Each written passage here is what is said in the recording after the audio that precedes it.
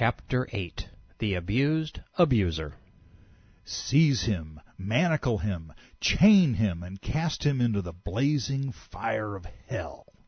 It must have been hot in Mecca. Tempers were flying. As the Hajj season approached, Muhammad became a menace. The merchants knew that if he started babbling his nonsense to the pilgrims, it would detrimentally impact the Kaaba Inc.'s revenue streams and their pocketbooks. So at a meeting Muhammad called to present his claims, Abu Lahab, the Prophet's uncle, said, Muhammad is trying to bewitch you. With that, the Quraysh got up and left before the messenger could speak.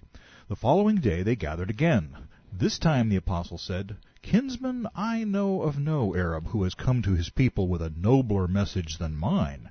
I have brought you the best of this world and the next. As Muhammad confessed earlier, the purpose of his religion was to steal the treasures of the Persians and Romans.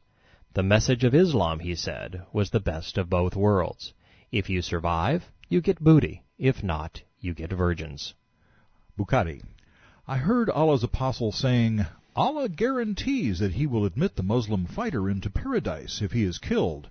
Otherwise, he will return him to his home safely with rewards and booty. Islam is as simple as it is perverse. Ishaq. So which of you will cooperate with me in this matter, my brother, my executor, and my successor being among you? The men remained silent. I, Ali, though the youngest, the most rheumy-eyed, fattest in body and thinnest in legs, said, I will be your helper. Muhammad laid his hand on my back and said, He is my successor. Listen to him and obey him. The Meccan men got up, laughing. They told Abu Talib, He has ordered you to listen to and obey your 10-year-old son. Okay, that didn't go very well. Then, ever courageous, the wannabe pirates turned tail. Ishaq. When the apostles' companions prayed, they went to the glens, so that their people could not see them. But one day they were rudely interrupted. The Muslims protested, and then turned to blows. They smote a polytheist with the jawbone of a camel and wounded him. This was the first blood to be shed in Islam. Let it be known that the Islamic Hadith attributes first blood to the Muslims, not the infidels. Abu Jahl and other Meccan leaders went to Abu Talib. Ishaq. Your nephew has cursed our gods. At this point he had cursed all of them, including Allah. Insulted our religion. More correctly, insulted us by trying to steal our religion. Mocked our way of life and accused our forefathers of error. That was actually their biggest beef. Muhammad had said that their fathers and grandfathers were burning in hell. Either you stop him or let us get to him. For you, like us, are in opposition to him. He gave them a conciliatory reply. They returned a second time and said, We have asked you to put a stop to your nephew's activities, but you have not done so.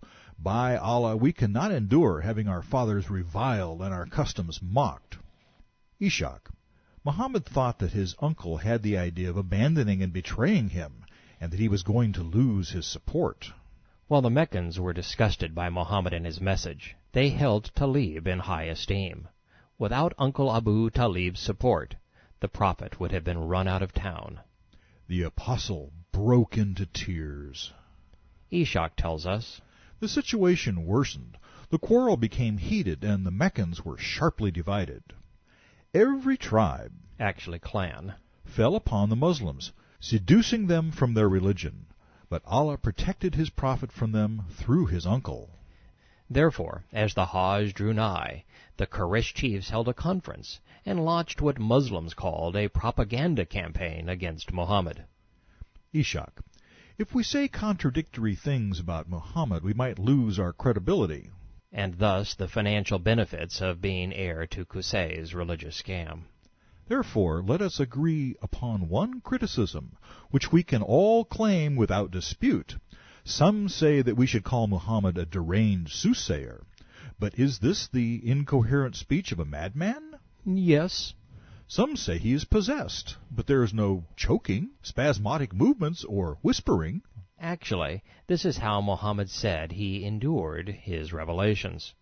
Others said, Then let us say he's a poet. No, he is no poet. We know poetry in its forms. Muhammad's Quran poetry was identical to that of the Hanith Zayed, as you will soon discover. Then they said, "He is a sorcerer." No, we have seen sorcerers in their sorcery. With him there is no spitting and blowing. There are dozens of hadith depicting Muhammad spitting and blowing to exorcise illness and evil spirits. Then what are we to say? For by Allah his speech is sweet, his root is deep, and his branches are fruitful. No revisionist history here. I'm sure Muhammad's biggest critic said it just that way. Muhammad's relatives and neighbors, men and women who knew him far better than any Muslim today, said, "The nearest thing to truth is that he is a sorcerer who has brought a message by which he separates a man from his father, his brother, his wife, children, and family." They all agreed. Then, according to their scheme, the men of Quraysh spread the word that this is nothing but ancient sorcery among the pilgrims in the Hajj season. They warned everyone they met that Muhammad was a possessed sorcerer, stirring up divisions in the families. Well, I think Satan is too smart to have inspired the Quran. The Quraysh were right. Muhammad wanted to destroy the family unit. He, like communists today, focused on replacing this societal bond with religious submission to leader and doctrine. And as we shall see, he prevailed, turning brother against brother and son against father. In his pro-Islam Quranic commentary, Madudi says, "One finds that the Quran was not revealed to preach religious tolerance, as some people seem to think, but it was revealed in order to separate the Muslims from the disbelievers' religion, their rites of worship, and their gods, to express their total disgust." That would be true. A poem alleged to be from Talib dominates the next 5 pages of Ishaq's Sirah. The unbelieving pagan infidel speaks reverently of Islamic rituals. The highlights include, Ishaq.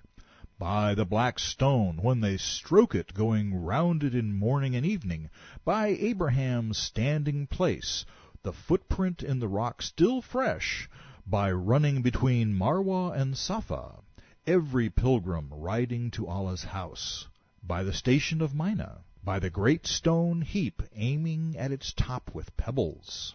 The poem goes on to speak of fighting, and we're told that Muhammad's critics fall in pools of their own blood. "For if we are men, we will take revenge, and you will suffer the full effects of war." Muslims should be troubled that an unbelieving pagan endorsed their rituals, and he was more prophetic than their prophet. Yet that pales in comparison to what Abu Talib said next. Ishaq. "Tell Qusay that our cause will be blazed abroad. Give Qusay the good news that after us there will be a falling apart among our enemies." He was correctly crediting Qusay with being the founder of the cause that will be blazed abroad by the sword, Islam. The next Ishaq hadith provides an excellent segue back into the Quran. "When the Quraysh became distressed by the trouble caused by the apostle, they called him a liar, insulted him, and accused him of being a poet, a sorcerer, a diviner, an occult soothsayer, and of being possessed. However, the apostle continued to proclaim what Allah had ordered him to proclaim. He excited their dislike by condemning their religion, forsaking their idols, and leaving them to their unbelief." In the surah entitled, "The Unbelievers," Muhammad's spirit tells him to, "Say, O unbelievers, I worship not that which you worship, and I will not worship that which you have been wont to worship, nor will you worship that which I worship. To you your way, and to me my way." That was Quran 109, verse 1. Now, there's an honest admission. My way? That's all Islam would ever be. It was his religion, his plunder, his women, his power, and his legacy. You shall have your religion, and I shall have mine. In Mecca, Abu Lahab was a king of sorts. As chief of the Hashim clan, he was heir to the religious scam. He was also Muhammad's next-door neighbor and uncle. Their mud huts shared a common wall. Sometimes when Muhammad was performing the prayer